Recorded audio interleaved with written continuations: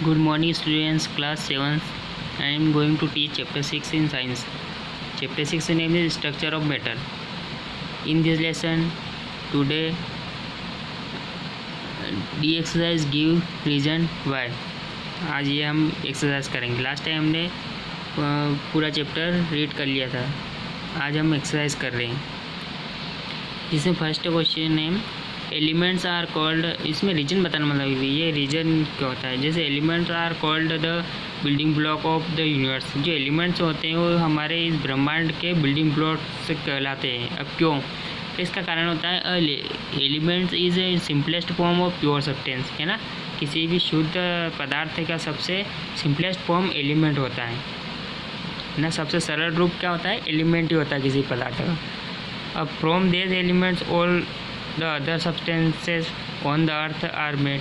अब जी हमारे इस अर्थ पे जितने भी सब्सटेंसेस होते हैं, जितने पदार्थ हैं, वो सारे एलिमेंट से ही मिलकर बने होते हैं. इसलिए एलिमेंट को बिल्डिंग ब्लॉक ऑफ यूनिवर्स कहा जाता है.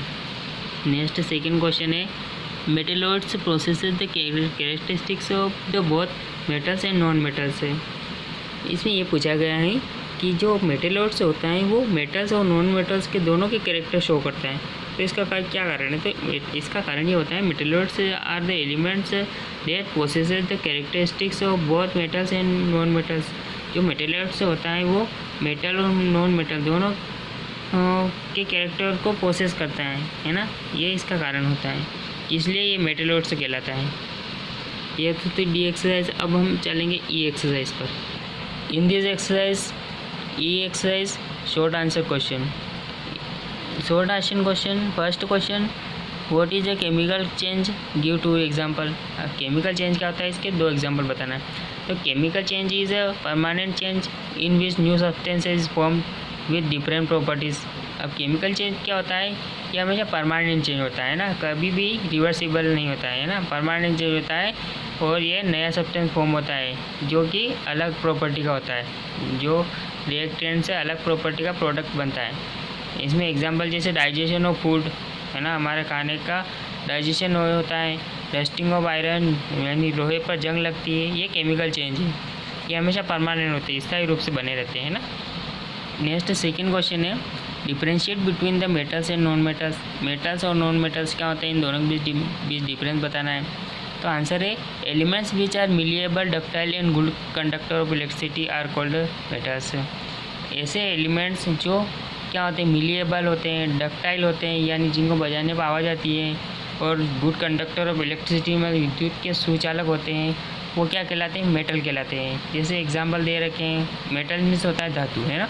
जैसे एग्जांपल दे रखे हैं कॉपर, सिल्वर, ये सारी धातुएं क्या होते हैं, क्या कहलाती है? मेटल कहलाती है ना. अब नेक्स्ट इसी की बात करें, ऐसे बात करें whereas elements which are brittle and which can not be beaten into sheets are called non metals. ऐसे जो पदार्थ है, ऐसे एलिमेंट्स जो ब्रिटल होते हैं और जिन्हें पीटने पर शीट्स नहीं बना सकते हैं, वो नॉन मेटल कहलाते हैं. जैसे कार्बन, सल्फर, ये नॉन मेटल यानी अधातु कहलाते हैं. नेक्स्ट थर्ड क्वेश्चन है differentiate between compounds and molecules. अब इन दोनों में डिफरेंस बताना. कंपाउंड क्या होते हैं, मॉलिक्यूल होते हैं. कंपाउंड मीन्स होता है यौगिक, है ना, और मॉलिक्यूल्स में क्या होता है? अणु होता है. इसका आंसर है pure substance made up of two or more substances is called compound. मतलब ऐसा शुद्ध पदार्थ जो दो या दो से अधिक पदार्थों से मिलकर बनता है वो कंपाउंड कहलाता है. जैसे वाटर, दो या दो से अधिक एलिमेंट से मिलकर जो बनता है वो कंपाउंड कहलाता है ना. जिसमें सिर्फ एक एलिमेंट से कभी भी कंपाउंड नहीं बनता है, दो या दो से अधिक से बनता है. इसी तरह where house simplest particle of a compound is known as molecule. किसी कंपाउंड का जो सिंपलेस्ट पार्टिकल होता है वो क्या कहलाता है? मॉलिक्यूल कहलाता है. जैसे हाइड्रोजन और ऑक्सीजन इन वाटर, पानी के अंदर हाइड्रोजन और वाटर ऑक्सीजन क्या होता है? मॉलिक्यूल है. इन दोनों मॉलिक्यूल से मिलकर क्या बनता है? वाटर बनता है. वो कंपाउंड हो जाता है फिर, है ना. इस टाइप से कंपाउंड और मॉलिक्यूल की डेफिनेशन होती है. नेक्स्ट अपन फिफ्थ क्वेश्चन की बात करें. फिफ्थ क्वेश्चन है व्हाट इज क्रिस्टलाइजेशन. क्रिस्टलाइजेशन क्या होता है? तो crystallization is a process of obtaining crystal of a soluble substance from its hot saturated solution। Crystallization क्या होता है? जब किसी पर जो लिक्विड होती हैं, जो सोल्यूबल क्रिस्टल होते हैं सब्सटेंसेस किसी लिक्विड में, उनको अलग करने के लिए हम उसे गर्म करते हैं, और गर्म करने के बाद जो ठोस पदार्थ प्राप्त होता है, क्रिस्टल के रूप में प्राप्त होता है, वो क्रिस्टलाइजेशन प्रोसेस कहलाती है। इस तरह हम किसी पदार्थ जो गुला होता है, सब्सटेंस गुला होता है, उसको इस तरह ठोस रूप में प्राप्त करना ही क्रिस्टलाइजेशन कहलाता है ना। ये तो थी ये एक्सरसाइज। अब नेक्स्ट एक्सरसाइज करेंगे। नेक्स्ट एफ वाली exercise, long answer question. In this exercise today long answer question. First question, what are the different property of chemical reactions. जो केमिकल रिएक्शन होती है उनके अलग अलग टाइप होते हैं, तो उन अलग अलग टाइप बताना हमें आज। तो इसका आंसर है फर्स्ट ए एरो बी। अब इसमें क्या होता है कि कोई भी सिंगल सब्सटेंस भाग लेता है और केमिकल रिएक्शन करता है और एक नए सब्सटेंसेस को बनाता है ना। उसमें इस तरह शो किया जाता है ए एरो बी से। अब सेकेंड रिएक्शन की बात करें तो ए एरो बी प्लस सी, यानी एक रिएक्टेंट भाग ले रहा है और 2 प्रोडक्ट बन रहे हैं ना। इसमें एक सिंगल सब्सटेंस भाग लेता है और वो टूट जाता है 2 नए सब्सटेंस में, है ना। इस तरह से इसे शो किया जाता है। अब थर्ड वाली बात करें, ए प्लस बी एरो सी। अब इसमें क्या हो रहा है, ये 2 नए सब्सटेंसेस 2 सब्सटेंसेस भाग ले रहे हैं, रिएक्शन कर रहे हैं, और सिर्फ एक ही नए सब्सटेंस को बना रही है, यानी दोनों जुड़कर एक ही नए सब्सटेंस को बनाते हैं, है ना। नेक्स्ट फोर्थ वाले देखें तो A plus B arrow C plus D. अब इसमें क्या हो रहा है कि 2 सब्सटेंसेस भाग लेकर 2 नए सब्सटेंसेस बना रहे हैं ना। ये आपको समझ में आया होगा सब। नेक्स्ट है third question, right the properties of mixture. Mixture की जो गुण होते हैं, प्रॉपर्टी होती है, क्या होती है? तो इसका आंसर है a mixture has following properties. First दे रखी है a mixture can be solid, liquid और गैस। कोई सा मिक्सचर कैसा हो सकता है? सॉलिड भी हो सकता है, लिक्विड भी हो सकता है, गैस भी हो सकता है। नेक्स्ट सेकेंड है it has its constituent present in any ratio. इसका जो कॉन्स्टिट्यूएंट होता है किसी भी रेशियो में प्रेजेंट हो सकता है। जैसे हम कंपाउंड की बात करें, कंपाउंड में जो एक रेशियो होता है फिक्स होता है ना।